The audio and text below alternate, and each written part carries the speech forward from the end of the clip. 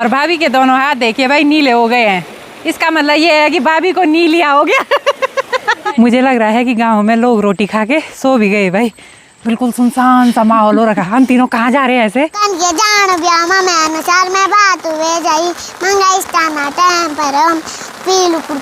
एक छाता में हम दोनों ननद भाभी फिट नहीं हो रहे भाई।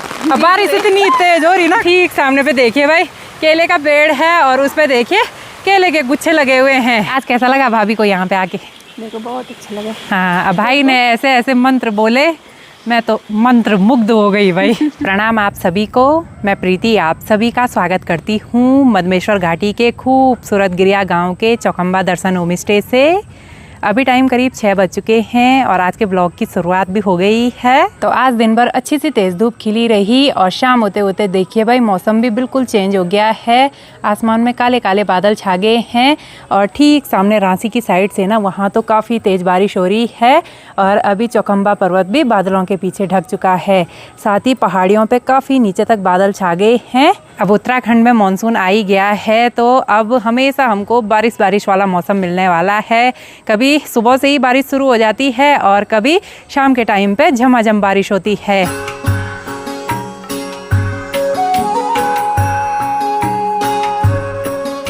तो मेरे को यहाँ मायके में आए हुए लगभग 10-12 दिन से ज़्यादा हो चुके हैं और कभी भी ना मैं ऊपर अपने गांव में नहीं गई घूमने के लिए। एक दिन गए थे लेकिन ऊपर खेतों की ओर गए थे।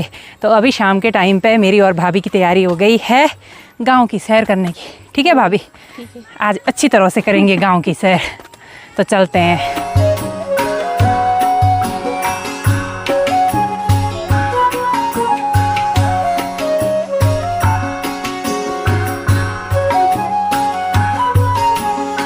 तो घर से हम थोड़ा सा दूरी पे भी नहीं पहुँचे और बारिश शुरू हो गई और छाता भी बिल्कुल छोटी है भाई। बारिश में तो गांव की सैर करने का और भी आनंद है। क्यों भाभी? हाँ। अब आजकल बरसात के टाइम पे सबसे अच्छी बात ये रहती है कि सगड़े में ही खूब सारी साग सब्जियां हो जाती हैं। यहाँ पे देखिए जी ये राजमा बोई हुई है, साथ ही यहाँ पे मिर्च की डालियाँ भी लगाई हुई हैं और यहाँ पे हमारी चाची जी भी भाग रही हैं। चाची प्रणाम। चाची भी भीग गई है। और यहाँ से ठीक सामने पे देखिए भाई केले का पेड़ है और उस पे देखिए केले के गुच्छे लगे हुए हैं। अरे वाह!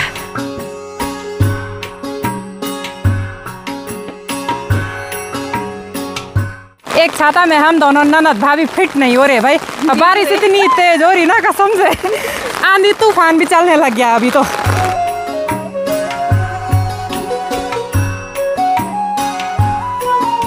तो बॉडी जी आई हैं खेतों से भीगते भागते और साथ में घास की कंडी भी लेके आ गए। चलो ठीक है। पहाड़ी महिलाओं का कामकाज तो कभी नहीं रुकता है भाई, चाहे बारिश हो चाहे बर्फबारी हो, काम तो करना ही पड़ेगा। ठीक है बॉडी जी, बाय बाय, चलते हैं तब। ओके। अब आजकल बरसात के टाइम पे देखिए भाई आड़ू के पेड़ पे खूब सारे आड़ू भी लगे हुए हैं लेकिन अभी ये ढंग से पके नहीं हैं तो अभी नहीं निकालेंगे इनको। यहाँ पे छोटे छोटे बच्चे भी आ रहे हैं। हेलो, हाय, कैसे हो? हेलो, कैसे हो? नमस्ते, कैसे हो? खुश रहो खुश रहो खुश रहो खुश रहो। अरे मेरे को देखा आ गया यहाँ पे। हेलो, नमस्ते, कैसे हो? ये देखो भाई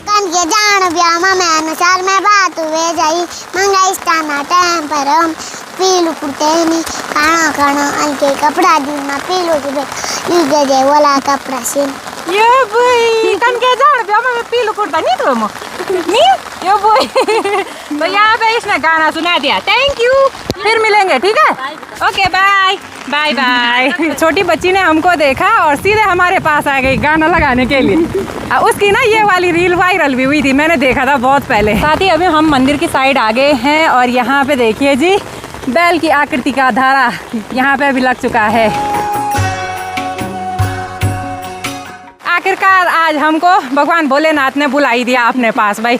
भीगते भागते आई गए हम। हमसे पहले यहाँ पे छोटे छोटे बच्चे भी पहुँचे हुए हैं।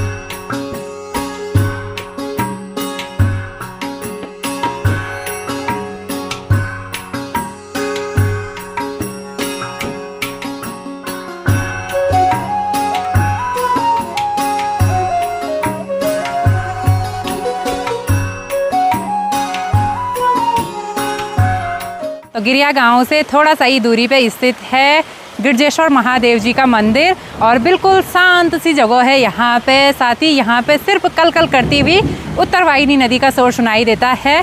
अभी थोड़ा बहुत बारिश कम हो गई है, बाकी मंदिर के ऊपर घना सा बांज बुरांस का जंगल है और काफ़ी टाइम के बाद यहाँ पे आना हुआ तो बहुत बढ़िया लगा।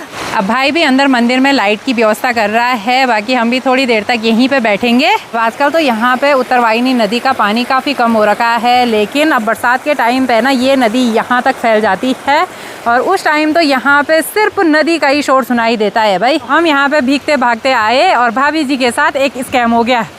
यहाँ पे दुपट्टे का सारा कलर निकल गया और सूट पे भी लग गया। ये देखो हाथ भी नीले पड़ गए भाई, और भाभी के दोनों हाथ देखिए भाई नीले हो गए हैं।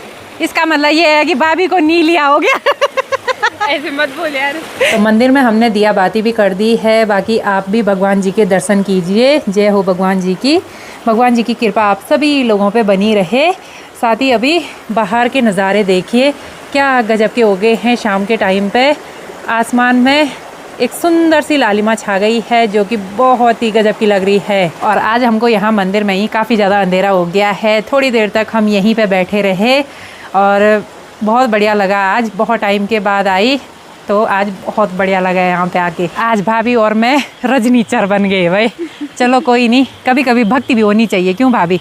हाँ, जिंदगी की भाग दौड़ कब तक करनी, कभी कभी शांत मन से होके भगवान जी के पास भी आना चाहिए और भगवान जी से अपनी दिल की जितनी भी बातें है वो शेयर जरूर करनी चाहिए भाई। आज कैसा लगा भाभी को यहाँ पे आके? मेरे को बहुत अच्छा लगा। हाँ, भाई ने ऐसे ऐसे मंत्र बोले, मैं तो मंत्र मुग्ध हो गई भाई। बहुत अच्छे। मैं भी सीखूंगी, मुझे भी मंत्र वगैरह श्लोक वगैरह सीखने का बहुत ज़्यादा शौक़ है।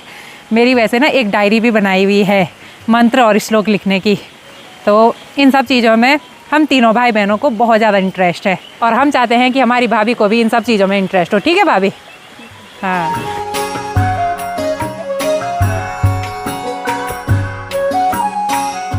मुझे लग रहा है कि गांव में लोग रोटी खा के सो भी गए भाई। बिल्कुल सुनसान सा माहौल हो रखा। हम तीनों कहाँ जा रहे हैं ऐसे? कभी कभी ऐसा भी होता है। हाँ, चलिए जी, फाइनली पहुंच चुके हैं घर में। और माँ ना हमको कब से कॉल कर रही थी। मैंने माँ को बोला था कि हम उधर धार तक जा रहे हैं घूमने के लिए। माँ को भी चिंता हो गई कि कहाँ चले गए।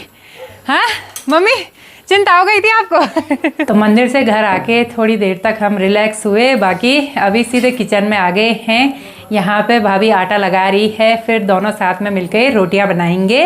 और आज भी ऊपर होम स्टे में गेस्ट नहीं है। देखते हैं गेस्ट कब तक आते हैं और कब तक बुकिंग आ पाती है यहाँ होम स्टे में।